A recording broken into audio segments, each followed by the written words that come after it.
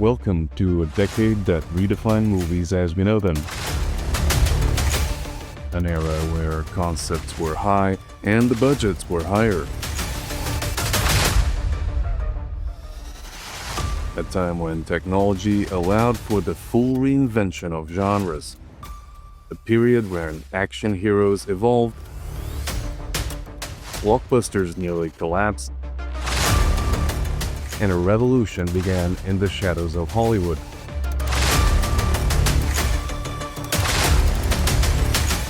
This was the 90s. This was the end of the century.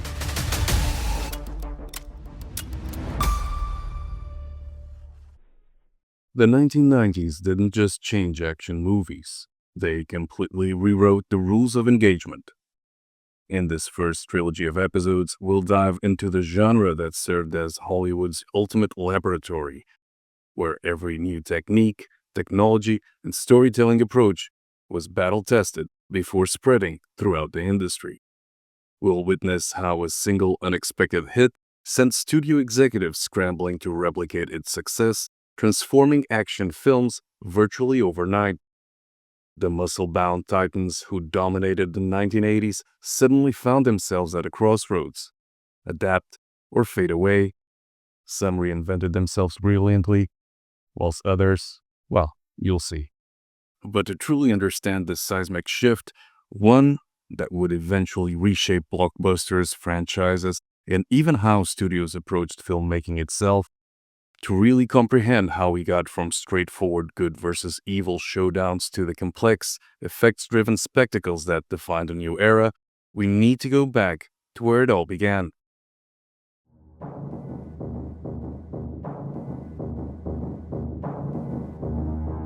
What was the first action movie ever made? Here's a question for which there is no single definitive answer. Like in any other art forms, cinema and film genres are often derivative. As a collective, they embody the evolution and combination of all the elements in an art form. You could argue that the first action movie was one of the many swashbuckling adventures that starred Errol Flynn, or that the genre started with one of John Wayne's first shootouts. The answer is unclear, but what we do know for sure is that the late 1960s and the early 1970s were formative years that shaped what we know and define today as an action entry. This template wasn't created in a Hollywood studio, but rather resulted from multiple influences from all corners of the globe. The raw, hyper-violent style of the Italian polizioteschi brought political disillusionment into the action arena. The French Nouvelle Vague's rejection of studio conventions, which included handheld cameras, natural lighting, and fragmented narratives, inspired American directors to imbue their work with existential character studies and improvisational dialogue. And Nikatsu's brand of Japanese Yakuza films, featuring odd angles and speed chases, brought a kinetic vibe unlike no other.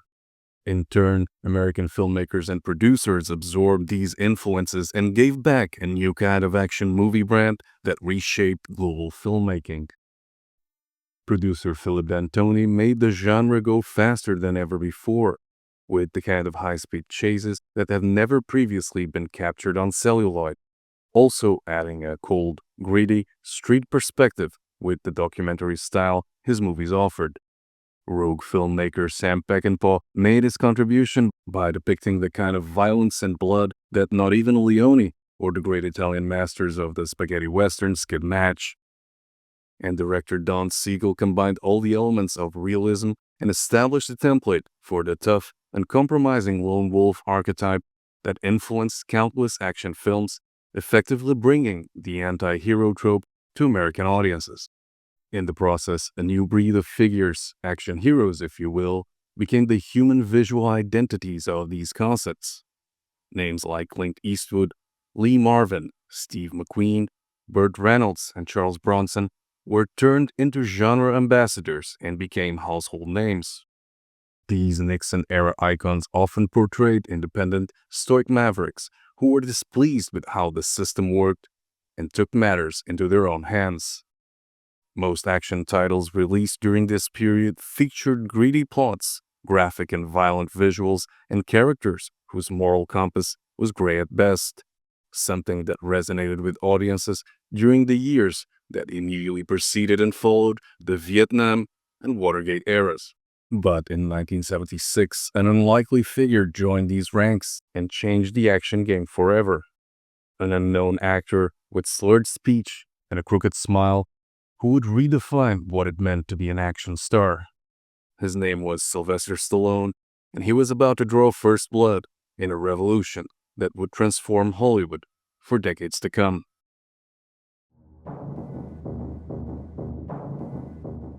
Sylvester Stallone's rise to fame was anything but easy. Before becoming a household name, he struggled in his early years of acting, taking small roles and even appearing in adult films to make ends meet. In a Hollywood obsessed with conventional leading man, Stallone, with all his features and rough around the edges demeanor, seemed destined for a career of bit parts and forgotten performances. But Sly had other plans. In 1976, fueled by desperation and determination, Stallone wrote the screenplay for Rocky in just 3 days. When studios showed interest in the boxing tale, they wanted a proven star like Ryan O'Neal or Burt Reynolds to play the lead. Stallone, however, made a bold move. He refused to sell the script unless he could star as Rocky Balboa. Despite studio pressures, he held firm. The gamble paid off when United Artists agreed to make the movie on a shoestring budget of only $960,000. What happened next was nothing short of miraculous. Rocky became a massive success, grossing $225 million worldwide and winning 3 Academy Awards, including Best Picture. Released during a time when America was still reeling from Watergate and the fall of Saigon, Rocky provided a much-needed boost to the American spirit. Its compelling portrait of an underdog battling against the odds resonated deeply with audiences seeking inspiration. What's often forgotten is that Rocky didn't immediately earn Stallone the label of an action star. The movie had no explosions, no gunfights, no high-speed chases. None of the elements we associate with action cinema were present in this optimistic yet gritty tale. In fact, acclaimed critic Roger Ebert compares Stallone's acting to the performances of Marlon Brando, high praise suggesting a future filled with dramatic roles rather than action spectacles. Stallone himself seemed to share this vision. Other than an active lobby carried out by the actor himself to play Superman in 1978, a role that ultimately went to Christopher Reeve, none of his follow-up titles were remotely close to the template of what defined an action hero. Playing a labor union leader in Fist, a detective sergeant in Nighthawks, and a World War II POW in John Huston's Escape to Victory, Stallone positioned himself as an actor trying to expand his range and live up to Ebert's prophecy. These roles resonated with audiences during the Jimmy Carter era as his character's underdog stories and determination mirrored the struggles and aspirations of working-class Americans during a time of economic uncertainty. During this time, Stallone also had to go at directing with mixed results. 1978's Paradise Alley was deemed too derivative and a lesser attempt to replicate the sports drama formula, whilst 1979's Rocky II received some praise and triumph at the box office. Still, Stallone was able to carve out an A-lister status for himself with all these projects. Most did well commercially, but received mixed reactions from critics. None lived up to the hype and commercial success of 1976 Rocky. As politics and social beliefs shift at the turn of the decade, Stallone was well positioned to carry his legacy. The actor underwent considerable training in preparation for the second Rocky sequel, 1982's Rocky III, turning what started as a simple story of an underdog trying to go the distance into a full-fledged franchise. The movie effectively cemented the actor's status as a larger-than-life individual and set the blueprint for the image he cultivated throughout the rest of the decade. 1982 also saw the release of First Blood, a title that introduced the world to Stallone's other famous character, John Rambo. Again, nothing in this grounded introspective action drama that explores Rambo's struggles with PTSD and his alienation from society, focused on his restrained violence as he battles local authorities in a small-town setting, hinted at anything else we would later see on the screen. 1982 proved to be a pivotal year in Stallone's career, with the actor continuing to generate some praise from critics whilst landing two top 15 box office hits. But as the action hero landscape was finally starting to take shape, 1982 also marked the entrance of a future competitor in the arena, a former bodybuilder with an accent thicker than Stallone's and even bigger muscles. There was enough room and demand for a challenger. Enter Arnold Schwarzenegger.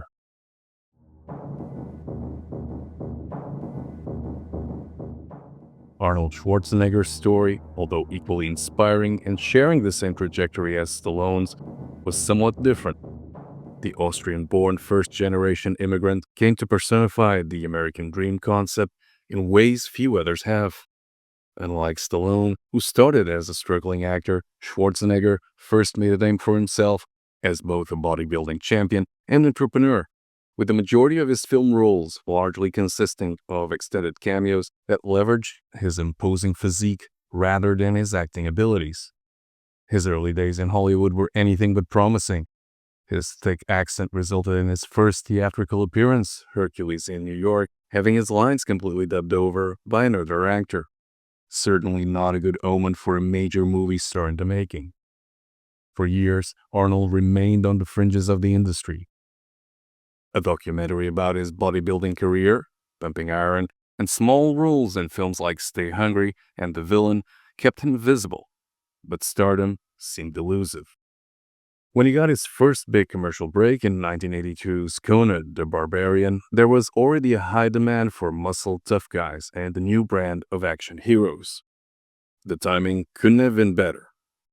The bodybuilder turned actor had projected a larger-than-life aura from the get-go and embodied the quintessential 80s action hero with his exaggerated physicality, hypermasculinity, and sense of individualism.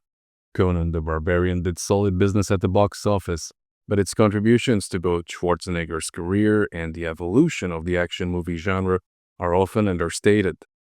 The stoic yet charismatic performance Schwarzenegger delivered as Conan was a sign of his versatility and a springboard to explore various roles within the action genre, demonstrating range and adaptability.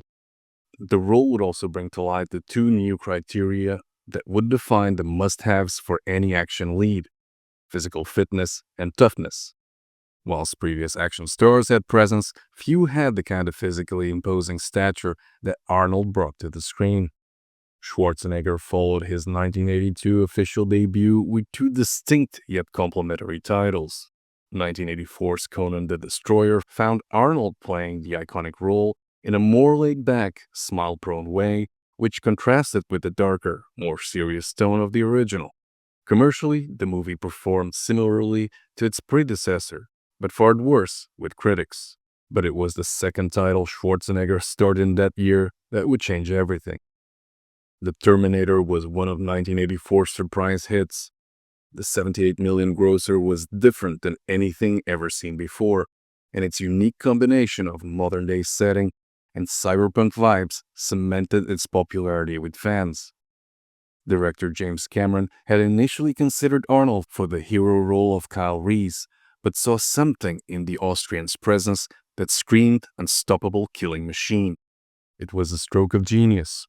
Schwarzenegger's limited dialogue, only 17 lines in the entire movie, turned his accent from a liability into an asset. His mechanical delivery perfectly suited the character, and the film's success turned him into an overnight sensation. Schwarzenegger became a household name and distanced himself from the other rising names in the flourishing action hero arena. Unlike actors such as Chuck Norris, Schwarzenegger's movies consistently achieved commercial success. His unique accent and charismatic screen presence set him apart from the other aspiring action stars of the era. Additionally, his on-screen swagger made viewers believe in his invincible characters. Whether he was playing a barbarian warrior or a cyborg assassin, audiences bought into the fantasy completely. Though he was no immediate match or threat to Sylvester Stallone's status in the mid-1980s, the two would soon embark on a rivalry both on and off screen that would last for over 10 years. As both men eyed total domination of the action genre, The real confrontation between these two titans was about to begin.